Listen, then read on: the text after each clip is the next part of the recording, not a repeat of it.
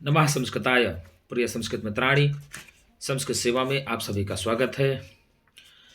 हम लोग पढ़ रहे थे किरातार्जुनीय महाकाव्य का प्रथम सर्ग, जिसमें हम लोगों ने किरातार्जुनीय महाकाव्य के प्रथम सर्ग का अंतिम श्लोक 46वां श्लोक, कौन सा 46वां श्लोक, जिसको द्रौपदी बोलती हैं, मालिनी छंद में बोलती हैं, इस श्लोक का अर्थ और व्याख्या हम लोगों ने जान लिया था। दो पक्षों में हम लोगों ने अर्थ जान लिया था, एक सूर्य के पक्ष में था, एक युधिष्ठिर के पक्ष में अर्थ था।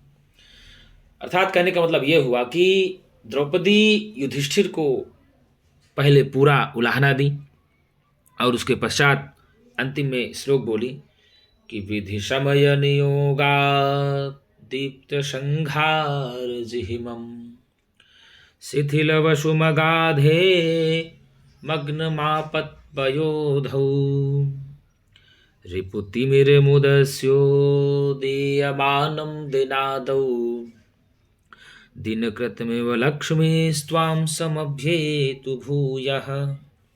अर्थात जो लक्ष्मी है वह दिनकर की भांति, सूर्य की भांति आप अपने लक्ष्मी रूपी शोभा को पुनः प्राप्त करें, अर्थात लक्ष्मी आपको पुनः प्राप्त हो, ऐसा द्रौपदी ने युधिष्ठिर को कहा था। तो द्रौपदी ने पुनः क्या प्राप्त करने के लिए युधिष्ठिर को बताया, तो लक्ष्मी प्राप्त करें ऐसा बताया। लक्ष्मी को पुनः प्राप्त करें, कौन? युधिष्ठिर प्राप्त करें। कौन कहता है? द्रौपदी कहती है। कहाँ कहती है? किरातार्जुनीय महाकाव्य के प्रथम सर्ग में कहती है। किरातार्जुनीय महाकाव्य के प्रथम सर्ग के 46वें श्लोक की वक्ता कौन है? द्रौपदी है। किरातार्जुनीय महाकाव्य के प्रथम सर्ग के 46वें श्लोक में कौन सा छंद है? तो वंशज छंद है। और देखिए यहाँ दिया था कि दिन कृतमेव लक्ष्मी स्वाम समभ्येत भूया, अर्थात किरातार्जुनीय महाकाव्य का अंतिम पद कौन सा है? लक्ष्मी है। किरातार्जुनीय का प्रारंभ किस शब्द से होता है? तो श्री शब्द से होता है। और किरातार्जुनीय महाकाव्य का अंत किस शब्द से होता है? तो लक्ष्मी शब्द से होता है। किरातार्जुनीय महाकाव्य का अपर नाम क्या है? तो लक्ष्मी पदांक महाकाव्य भी किरातार्जुनीय को कहा जाता है। कौन सा महाकाव्य? लक्ष्मी पदांक महाकाव्य किरातार्जुनीय को कहा जाता है। लक्ष्मी पदांक महाकाव्य के नाम से जाना जाता है तो किरातार्जुनीय कहा जाता है। अर्थात किरातार्जुनीय एकमात्र रचना है किसकी? भारव की। किरातार्जुनीय में का मतलब एकमात्र रचना किसकी है? भारव की है। किरातार्जुनीय महाकाव्य में कुल कितने सर्ग हैं? तो 18 सर्ग हैं। किरातार्जुनीय महाकाव्य किस काव्य के अंतर्गत आता है? तो किरातार्जुनीय महाकाव्य बृहत्त्रयी के अंतर्गत आता है। बृहत्त्रयी के अंतर्गत सर्वप्रथम काव्य का नाम क्या है? तो बृहत्त्रयी के अंतर्गत सर्वप्रथम आने वाले काव्य का नाम है किरातार्जुनीय महाकाव्य। किरातार्जुनीय में कौन सा प्रत्यय है? तो किरातार्जुनीय में छा टा प्रत्यय लगा हो। किरातस्य अर्जुन चा आय ने निया फड छघाम प्रत्यादि नाम सूत्र से ही ये आदेश होकर के ग्रंथ में नपुंसक लिंग होने के कारण से ही ग्रंथवाची शब्द किरातार्जुनीय बन जाता है। किरातार्जुनीय महाकाव्य का नायक कौन है? तो अर्जुन है। किरातार्जुनीय महाकाव्य के प्रथम श्लोक का वक्ता कौन है? तो वनेचर है। किरातार्जुनीय महाकाव्य का प्रथम शब्द किस शब्द से शुरू होता है? तो श्री शब्द से शुरू होता है। किरातार्जुनीय महाकाव्य का अंतिम शब्द किस शब्द से अंत होता है? तो आप बताइए। लक्ष्मी शब्द से किरातार्जुनीय महाकाव्य का अंत होता है। किरातार्जुनीय महाकाव्य का नायक कौन है? तो मध्यम पांडव अर्जुन है। नायिका कौन है? तो द्रौपदी है। सहनायक किरातार्जुनीय का कौन है? यदि आपसे पूछ ले तो किरातार्जुनीय का सहनायक किरात वेशधारी भगवान शंकर है। कौन है भगवान? किरात वेशधारी भगवान शंकर है। किरात वेशधारी भगवान शंकर ही ब्रह्मचारी के वेश में हस्तिनापुर जाते हैं और संपूर्ण हस्तिनापुर का वृत्तांत जान करके ही युधिष्ठिर को बताते हैं। किरातार्जुनीय महाकाव्य में कौरवों को कितने वर्ष का वनवास हुआ था? तो 13 वर्ष का वनवास हुआ था, जिसमें 12 वर्षों का वनवास और 1 वर्ष का अज्ञातवास हुआ था। तो कुल मिलाकर के 13 वर्षों का वनवास हुआ था। किरातार्जुनीय महाकाव्य में पांडवों को कितने वर्ष का अज्ञातवास हुआ था? तो आप बताएंगे। किरातार्जुनीय महाकाव्य के प्रथम सर्ग में पांडवों को 1 वर्ष का, प्रथम सर्ग में क्या? किरातार्जुनीय महाकाव्य में पांडवों को 1 वर्ष का अज्ञातवास हुआ था। तो पंच पांडवों में सर्वप्रथम द्रौपदी ने किसकी दुर्दशा का वर्णन किया था? तो पंच पांडवों में सर्वप्रथम भीम की स्थिति का वर्णन किया है। ठीक है ना? तो आइए हम लोग 46वें श्लोक का देख लेते हैं। किरातार्जुनीयम के प्रत्येक सर्ग का अंतिम पद है लक्ष्मी। कौन सा पद है? लक्ष्मी ही शब्द है, इकारांत है। और स्त्रीलिंग शब्द है। ये कौन सा शब्द है? लक्ष्मी ही जो है यह ईकारांत है। क्या है गुरुजी? ईकारांत है।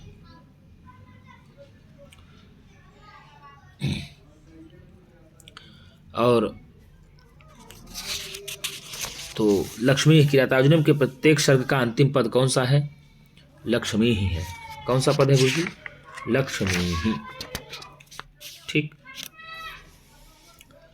फिर यदि पूछ ले आगे कि किरातार्जुनीम के अंतिम श्लोक में छंद है तो मालिनी छंद है। कितने छंद हैं? कौन सा छंद है? मालिनी। तो मालिनी छंद किरातार्जुनीम के प्रथम सर्ग में कहाँ पर प्रयुक्त है? तो मालिनी छंद किरातार्जुनीम के प्रथम सर्ग में अंतिम में प्रयुक्त है। कहाँ प्रयुक्त है? अंतिम में प्रयुक्त है। श्लोक ही था न समय कहेंगे विधि समय नियोगात् दीप्त संघार जिहिमं शिथिले वसुमगाधे मग्नमापत्ययो मापत्पयोधौ रिपुत्तिमुरमुदस्यो दीयमानं दिनादौ दिनकृतमेव लक्ष्मी स्वाम समभ्येतु भूयः। तो आप बताएं ना, लक्ष्मी शब्द से अंत होता है। जो लक्ष्मी शब्द है यह ईकारांत इसलिए कहा प्रथम व्यक्ति एक वचन का। लक्ष्मी ही लक्ष्मी लक्ष्मी रूप चलता है। और किरातार्जुनीम के अंतिम श्लोक में छंद है तो मालिनी छंद है। मालिनी छंद का लक्षण क्या है? तो बता दें आपको, नन्मययुतेयं मालिनी भोगिलोकैः नन्मययुतेयं मालिनी भोगिलोकैः। अर्थात नगण नगण मगण यगण यगण एवं 7 तथा 8 एवं 7 वर्णों के पश्चात जहाँ पर भी यति होती है वहाँ पर मालिनी छंद होता है। और मालिनी छंद के प्रत्येक क्षण में 15 वर्ण होते हैं। कितने वर्ण होते हैं? 15 वर्ण होते हैं। 8 और 7 अक्षरों पर यति होती है किस छंद में? तो मालिनी छंद में होती है। मालिनी छंद में प्रत्येक चरण में कितने वर्ण होते हैं? तो 15 वर्ण होते हैं। अब मालिनी छंद में कुल कितने वर्ण हैं? तो 15 इंटू गुणे 4 बराबर 60 वर्ण होते हैं। कितने होते हैं? 60 वर्ण होते हैं। मालिनी छंद किरातार्जुनीम में कहाँ पर प्रयुक्त किया गया है? तो अंत में किया गया है, अंतिम श्लोक में। मालिनी छंद के श्लोक की वक्ता कौन है किरातार्जुनीम महाकाव्य में? तो बताएंगे द्रौपदी है। कौन है? द्रौपदी। रिपु तिमिर मुदस्यो दीयमानम में अलंकार है, रूपक अलंकार है। कौन सा अलंकार है गुरुजी? रिपु तिमिर मुदस्यो दीयमानम में रूपक अलंकार है। आरोप हो रहा है यहाँ पर। क्या हो रहा है गुरुजी? यहाँ पर आरोप होने के कारण से ही रूपक अलंकार हो जा रहा है। ठीक है ना? और शत्रुरूपी अंधकार, तो इसलिए जो है आरोप होने के कारण शत्रुरूपी अंधकार का, तो यहाँ पर रूपक अलंकार प्रयुक्त हो जाता है। अब कहा क्या कि किसके वक्तव्य के साथ किरातार्जुनीम का प्रथम सर्ग समाप्त होता है? द्रौपदी के। द्रौपदी के वक्तव्य के साथ किसकी प्रथम सर्ग की समापन होता है? तो किरातार्जुनीम महाकाव्य के प्रथम सर्ग का समापन होता है। यदि पूछ लिया कि किरातार्जुनीम महाकाव्य के प्रथम सर्ग में अंतिम श्लोक में कौन सा छंद है? तो बताएंगे आप मालिनी छंद है। और मालिनी छंद के प्रत्येक चरण में कुल कितने वर्ण होते हैं? तो 15 वर्ण होते हैं। 15 एक चरण में हुआ और 4 चरण होते हैं श्लोक में, तो 15 चौको 60 वर्ण हो जाते हैं। तो 60 वर्णों वाला छंद है मालिनी छंद है। 8 और 7 अक्षरों पर यति वाला छंद है मालिनी छंद है। कौन सा छंद है? मालिनी छंद है। मालिनी छंद का लक्षण है नन्मययुतेयम मालिनी भोगिलोकैः। अर्थात नन्मययुतेयम मालिनी भोगलोकैः किस छंद का लक्षण है? तो मालिनी छंद का होता है। यहाँ लोक शब्द से क्या तात्पर्य? तो सप्तलोक है। ठीक। और रिपु तिमिर मुदस्यो दीयमानम दिनादौ, यहाँ पर रिपु तिमिर पद का अर्थ है सूर्य शत्रु सदृश अंधकार। सूर्य भी है और शत्रु सदृश अंधकार की बात यहाँ पर की गई है। किसके सदृश अंधकार की? शत्रु के सदृश अंधकार की बात की गई है और आरोप भी है। शत्रु के जैसे अंधकार पर ही आरोप होने के कारण ही अंधकार कैसा है, तो शत्रु के सदृश है। तो आरोप होने के कारण यहाँ पर गुरुजी रूपक अलंकार भी होता है। अब पूछ लेगा कि किरातार्जुनीयम महाकाव्य के मंगलाचरण में कौन सा, किस प्रकार का मंगलाचरण है, तो आप बताएंगे वस्तु निर्देशात्मक मंगलाचरण है। मंगलाचरण कितने प्रकार के होते हैं, तो आप बताएंगे मंगलाचरण 3 प्रकार के होते हैं। कितने प्रकार के? 3 प्रकार के। नमस्क्रियात्मक, आशीर्वादात्मक, वस्तु निर्देशात्मक। तो वस्तु निर्देशात्मक से युक्त किरातार्जुनीयम भारवी का कौन सा महाकाव्य वस्तु निर्देशात्मक मंगलाचरण में प्रयुक्त है, तो आप बताएंगे किरातार्जुनीयम महाकाव्य। कौन सा? किरातार्जुनीयम महाकाव्य। ठीक है ना। और वृकोदरा किरातार्जुनीयम में किसके लिए आया हुआ है, तो वृकोदरा किरातार्जुनीयम में भीम के लिए आया हुआ है। किसके लिए आया हुआ है कुछ? भीम के लिए आया है। और भूरि धामना परम तेजस्वी किसके लिए आया हुआ है किरातार्जुनीयम में, तो आप बताएंगे युधिष्ठिर के लिए आया हुआ है। किसके लिए आया है कुछ? युधिष्ठिर के लिए आया हुआ है। तो किरातार्जुनीयम के प्रथम 25 श्लोकों का वक्ता कौन है, तो आप बताएंगे किरातार्जुनीयम के प्रथम 25 श्लोकों का वक्ता वनेचर है। और किरातार्जुनीयम के 27वें से 46वें श्लोक तक की वक्ता कौन है, तो द्रौपदी है। किरातार्जुनीयम महाकाव्य के प्रथम सर्ग में श्रोता कौन है, तो आप बताएंगे गुरुजी किरातार्जुनीयम महाकाव्य के प्रथम सर्ग में श्रोता है युधिष्ठिर। कौन है? श्रोता है युधिष्ठिर।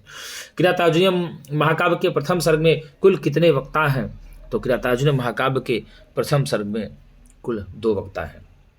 कौन कौन? वनेचर और द्रौपदी। किरातार्जुनीयम महाकाव्य में सर्वप्रथम कौन आता है, तो किरातार्जुनीयम महाकाव्य में सर्वप्रथम वनेचर आता है। वनेचर किरातार्जुनीयम महाकाव्य में किसके पास आता है, तो वनेचर किरातार्जुनीयम महाकाव्य में युधिष्ठिर के पास आता है। वनेचर किरातार्जुनीयम महाकाव्य के प्रथम सर्ग में युधिष्ठिर के पास कहाँ आता है, तो वनेचर किरातार्जुनीयम महाकाव्य के प्रथम सर्ग में युधिष्ठिर के पास आता है। युधिष्ठिर के पास किरातार्जुनीयम महाकाव्य में सर्वप्रथम कौन आता है, तो वनेचर आता है। वनेचर संपूर्ण वृत्तांत युधिष्ठिर को कहाँ का बताता है, तो हस्तिनापुर का बताता है। हस्तिनापुर में का संपूर्ण वृत्तांत वनेचर किसका वृत्तांत किसको बताता है, तो कौरवों का वृत्तांत युधिष्ठिर को बताता है। किसको बताता है? युधिष्ठिर को बताता है। युधिष्ठिर के लिए क्या कहा जाता है, तो धर्मराज पद का संबोधन युधिष्ठिर के लिए होता है। और किसकी बुद्धि को द्रौपदी नहीं जान पाती है, तो युधिष्ठिर की बुद्धि को द्रौपदी नहीं जान पाती है। द्रौपदी किसको उलाहना देती हैं, तो द्रौपदी किरातार्जुनीयम महाकाव्य के प्रथम सर्ग में युधिष्ठिर को उलाहना देती हैं। युधिष्ठिर को द्रौपदी क्यों उलाहना देती हैं, तो युद्ध के लिए उद्यत होने के लिए उलाहना देती हैं। किरातार्जुनीयम महाकाव्य के में पूरा श्लोक कितना है, तो 10 और 40 श्लोक है, 1040 श्लोक है। और किरातार्जुनीयम महाकाव्य के प्रथम सर्ग में कितना श्लोक है, तो आप बताएंगे गुरुजी 46 श्लोक है। किरातार्जुनीयम महाकाव्य के प्रथम सर्ग की रीति है, तो आप बताएंगे वैदर्भी रीति है। और किरातार्जुनीयम महाकाव्य के रचनाकार की रीति क्या है, तो आप बताएंगे पांचाली रीति है। और किरातार्जुनीयम महाकाव्य के रचनाकार किस संप्रदाय के अंतर्गत आते हैं, तो शैव संप्रदाय के अंतर्गत आते हैं। किस संप्रदाय के अंतर्गत आते हैं गुरु? शैव संप्रदाय के अंतर्गत आते हैं। अर्थात भारव की एकमात्र रचना मानी जाती है किरातार्जुनीयम मानी जाती है। किरातार्जुनीयम महाकाव्य का उपजीव्य है, तो किरातार्जुनीयम महाकाव्य का उपजीव्य महाभारत का वन पर्व है। महाभारत का वन पर्व किस महाकाव्य का उपजीव्य है, तो महाभारत का वन पर्व जो है किरातार्जुनीयम महाकाव्य का उपजीव्य है। किरातार्जुनीयम महाकाव्य में प्रधान रस कौन सा है, तो किरातार्जुनीयम महाकाव्य में प्रधान रस है वीर रस है। और किरातार्जुनीयम महाकाव्य के रचनाकार की रीति कौन सी है, तो पांचाली रीति है। किरातार्जुनीयम महाकाव्य के प्रथम सर्ग में कौन सी रीति है, तो आप बताएंगे वैदर्भी रीति है।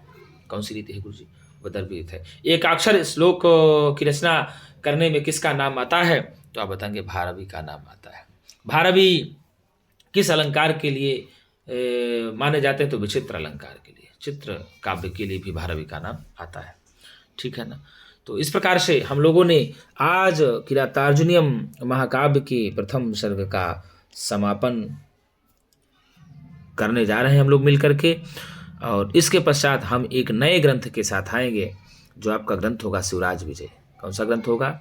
शिवराज विजय को हम लेकर के आएंगे आप लोगों के समक्ष। यदि आप लोगों ने अभी तक नहीं हमारी वीडियो देखा है, चैनल को नहीं सब्सक्राइब किया है, तो चैनल को लाइक और सब्सक्राइब जरूर कर लें, क्योंकि टीजीटी की परीक्षा के पूर्व हम आपको ये विश्वास दिलाना चाहते हैं कि फ्री ऑफ कास्ट संपूर्ण कोर्स पूरा करा देंगे। ये मेरा दावा है कि आप लोगों को फ्री ऑफ कास्ट 1 रुपये कहीं नहीं लगेगा, 1 रुपये कहीं देने की आवश्यकता नहीं है। आप आ करके आराम से यहाँ पर फ्री में पढ़ सकते हैं। तो हम लोग अब नई पुस्तक और नई वीडियो के साथ पुनः मिलेंगे मित्रों। तो आज के लिए इतना ही मित्रों, हम लोग पुनः एक नई वीडियो के साथ मिलेंगे। तब तक के लिए नमः संस्कृताय।